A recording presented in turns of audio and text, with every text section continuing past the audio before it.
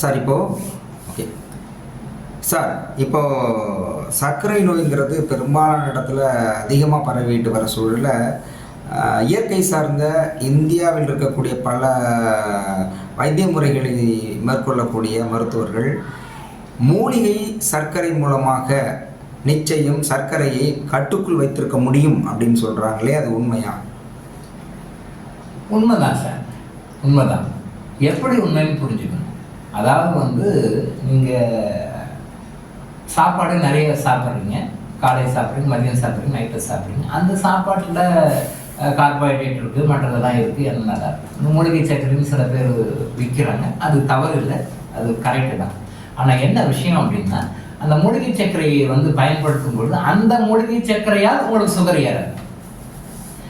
அந்த மூலிகை சர்க்கரை இப்போ நீங்கள் ஒரு காஃபி டீ யூஸ் பண்ணுறீங்க. இப்போ எல்லா ரெஸ்டாரண்ட்லாம் போனோம்னா காஃபி கொடுங்க சுகர் விதவுட் சுகர், டீ கொடுங்க விதவுட் சுகர். இன்னைக்கு அது ஒரு ட்ரெண்ட் ஆகி போச்சு.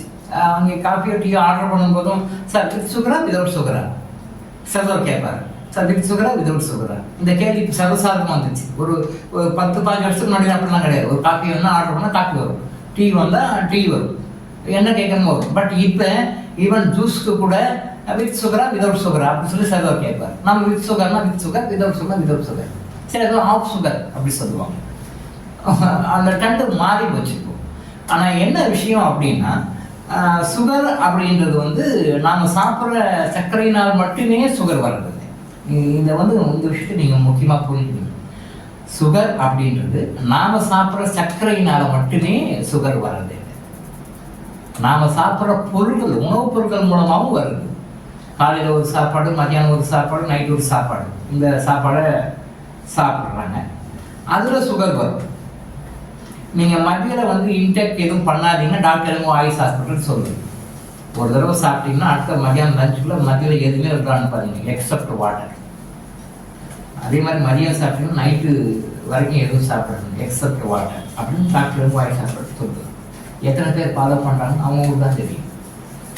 ஸோ நம்ம சாப்பிட்ற சாப்பாடுகள் மூலமாக சுகர் உள்ள வருது, வேலை செய்யுது அப்படிங்கும்போது நீங்கள் ஒரு மூலிகை சர்க்கரை சாப்பிடுங்க. அந்த மூலிகை சர்க்கரை சாப்பிடும்போது என்னன்னா, அந்த மூலிகை சர்க்கரையினால சுகர் அதிகமாகும். இப்போ நீங்கள் சாப்பிடுங்க சுகர் சாப்பிட்டீங்கனாலோ அல்லது வெல்லம் சம்மந்தப்பட்ட விஷயங்கள் சாப்பிட்டீங்கனாலோ சுகர் அதிகமாக தான் செய்யும். ஆனால் நம்ம மார்க்கெட்டில் இருக்கிற அந்த பியூரிஃபைடு ரீஃபைடு ஒயிட் சுகர் இருக்குல்லையா, பியூரிஃபைடு ரீஃபைடு ஒயிட் சுகர்னால உங்களுக்கு சுகர் உடம்புல அதிகமாகுது அப்படின்னா, நீங்கள் அந்த வெல்லம், பனங்கருப்பட்டி, பனை வெல்லம் இந்த மாதிரி விஷயங்கள் சாப்பிடும்போது அந்த அளவுக்கு சுகர் உங்களுக்கு அதிகமாக உற்பத்தி ஆகாது, உடம்புல சுகராக மாறாது. நல்லா புரிஞ்சுக்கோங்க. நீங்கள் white sugar, refined sugar use பண்ணுறீங்க. சாதாரண காஃபி ஷாப்பில் இருந்து, டீ ஷாப்பில் இருந்து 5 ஸ்டார் 7 ஸ்டார் ஹோட்டல் வரைக்கும் எல்லாத்துலேயும் இந்த சுகர் யூஸ் பண்ணுறாங்க. இப்போ இந்த ஒயிட் சுகரில் வெவ்வேறு ஃபார்ம் யூஸ் பண்ணுறாங்க. டேப்லெட் மாதிரி, கேப்சூல் மாதிரி, அப்புறம் சின்ன ஸ்கொயராக சின்ன சின்ன பால் மாதிரி 5 ஸ்டார் ஹோட்டல்ஸில், ஸ்டார் ஹோட்டல்ஸில் அது மாதிரி கொடுப்பாங்க. ஸோ இது எல்லாமே சுகரை அதிகப்படும். இன்ஸ்டெட் ஆஃப் திஸ் இப்போ ரீசெண்டாக என்ன பண்ணுறாங்க, பனை வெல்லம், நாட்டு வெல்லம், நாட்டு சர்க்கரைன்னு சொல்லி கொடுக்குறாங்க. அதுவும் சுகர் அதிகப்படுத்தும். ஆனால் while comparing with this white sugar அது கம்மியாக இருக்கும். இதனுடைய பாதிப்பு 100% இருக்குது அப்படின்னா அதனுடைய பாதிப்பு 20-30 தான் இருக்கும். 20-30 தான், 70% அதை குறைக்கலாம். அதே மாதிரி அதுக்கு பதில் அந்த மூலிகை சுகர்லாம் யூஸ் பண்ணும்பொழுது அதே மாதிரி ஒரு அந்த 10-20 கூட இருக்காது. மூலிகை சுகர் பேலன்ஸாக இருக்கும். அப்போ சுகரே ஏறாது, மூலிகை சுகர் ஏறாது. ஸோ அந்த மாதிரி மூலிகை சுகர் கரெக்டு தான். தமிழில் இனிப்பு துளசின்னு சொல்லுவாங்க. ஸ்டீவியான்னு பொட்டானிக்கல் நேம், இனிப்பு துளசி ஸ்டீவியா. அந்த ஸ்டீவியா நல்லா ட்ரை பண்ணி பவுடர் பண்ணி அதை இன்ஸ்டெட் ஆஃப் நீங்கள் ஒயிட் சுகர் காஃபி டீலேயே மற்ற எந்த பானத்திலேயே கலந்து யூஸ் பண்ணிங்கன்னா சுகர் ஏறாது. அது இயற்கையான இனிப்பு துளசி, இயற்கையான ஸ்டீவியா. அதையும் இப்போ ரெண்டாக பிரிக்கிறாங்க. ஆர்கானிக் ப்ராடக்ட்டு, இன்ஆர்கானிக் ப்ராடக்ட்னு பிரிக்கிறாங்க. ஸோ அப்போ அது இன்ஆர்கானிக்கை விட ஆர்கானிக் ப்ராடக்ட்டு இன்னும் நல்லாயிருக்கும். அந்த ஸ்டீவியா நல்லாயிருக்கும், அவைலபிளாக இருக்குது. அப்போ அந்த ஸ்டீவியா யூஸ் பண்ணும்பொழுது சுகர் ஏறாது. அப்போது நம்ம பாடியில் சுகர் லெவல் அதிகமாக போகுதுன்னு அதை கண்ட்ரோல் பண்ணுறதுக்காக நம்ம எடுக்கிற மெஷர்ஸ் நம்ம எடுக்கும் பொழுது மூலிகை சர்க்கரை சாப்பிட்றதுனால கண்டிப்பாக குறையும். அது தவறு கிடையாது. மூலிகை சர்க்கரை யூஸ் பண்ணலாம், தப்பு இல்லை. அதே மாதிரி அதுக்கு ஈக்குவலண்ட்டாக வந்து ஸ்டீவியாவையும் யூஸ் பண்ணலாம். ஸ்டீவியாவையும் யூஸ் பண்ணாக்கா உங்களுக்கு சுகர் லெவல் ஏறாது. ஆனால் வந்து சாதாரண அந்த ரீஃபைன்டு ஒயிட் சுகருக்கு விட இதெல்லாம் கொஞ்சம் காஸ்ட்லி தான். இதெல்லாம் கொஞ்சம் காஸ்ட்லி தான். பட் காஸ்ட்லின்னா அதுக்கு தகுந்த மாதிரி அந்த பலனை கொடுக்கும். நீங்கள் வந்து விலை கம்மியாக கிடைக்குதுன்றதாக ரீஃபைன்டு ஒயிட் சுகரை யூஸ் பண்ணுறதுக்கும், விலை அதிகமாக இருக்கிற இந்த மாதிரி மூலிகை சர்க்கரை, இந்த மாதிரி ஸ்டீவியா, இனிப்பு துளசி, இந்த மாதிரி விஷயங்களை யூஸ் பண்ணுறதுக்கும் கம்பேர் பண்ணும்பொழுது விலை அது அதிகமானாலும் அதனால் உங்களுக்கு எந்த கெடுதலும் கிடையாது, பிரச்சனையும் கிடையாது, சுகர் அதிகமாகுது. உண்மை. ஒயிட் சுகர் எவ்வளோ கூட யூஸ் பண்ணீங்களோ அவ்வளோ கூட வந்து உங்களோட பாடியில் சுகர் அதிகமாகும். ஒன்று. நம்பர் 1, சுகரை வந்து நேச்சுரோபதி ஃபீல்டில், இயற்கை மருத்துவத்தின் ஃபீல்டில் விட்டமின் தீஃப்னு சொல்லுவாங்க.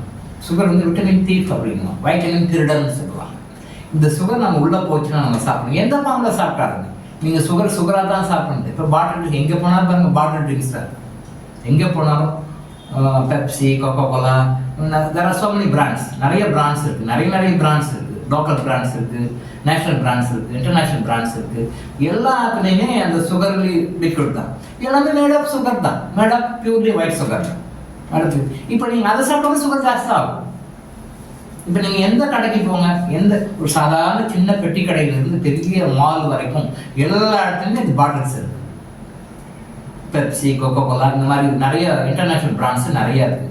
நான் சொன்ன மாதிரி நேஷனல் பிராண்ட்ஸ் இருக்குது, லோக்கல் பிராண்ட்ஸ் எல்லாமே மேட் ஆஃப் சுகர் தான், மேட் ஆஃப் ஒயிட் சுகர் தான். ஸோ இப்போ அதை சாப்பிடும்போது கண்டிப்பாக பாடியில் சுகர் அதிகமாகும். சிறு வயதிலேயே, இளம் வயதிலேயே இது எல்லாருக்கும் டயபெட்டிஸ் வரதுக்கு முக்கியமான காரணம் இந்த மாதிரி சாஃப்ட் ட்ரிங்க்ஸ் தான். அப்போது அந்த சாஃப்ட் ட்ரிங்க்ஸ் கம்பெனிக்காரங்க நிறைய விளம்பரம் கொடுக்குறாங்க. இப்படி பாருங்க, இப்படி ஸ்டைலாக இருங்க, அப்படி ஸ்டைலாக இருங்கன்னு சொல்லிட்டு அந்த விஐபிஸ், விவிஐபி, சினி ஸ்டார்ஸ் இவங்களெல்லாம் கூப்பிட்டு பிராண்ட் அம்பாசடராக கொண்டு வந்து நிறைய அட்வர்டைஸ்மெண்ட் கொடுக்குறாங்க. அதை பார்த்து நம்மளுடைய இளைய தலைமுறை அதையும் வாங்கி குடிக்கிறாங்க. அவர் அந்த மாதிரி ஆக்ஷன் கொடுத்துட்டு கோடிக்கணக்கில் பணம் வாங்கிட்டு அவர் போயிடுவார். பிராண்ட் அம்பாசடராக வர்றவர் கோடிக்கணக்கில் பணத்தை வாங்கிட்டு ஆக்ஷன் கொடுத்து போயிடுவார். அதை பார்த்துட்டு நம்ம மக்கள், இளைஞர்களும் இவங்க என்ன பண்ணுவாங்க, அதை வாங்கி சாப்பிட்டு இவங்க உடனே இவங்க கட்டுப்பாங்க.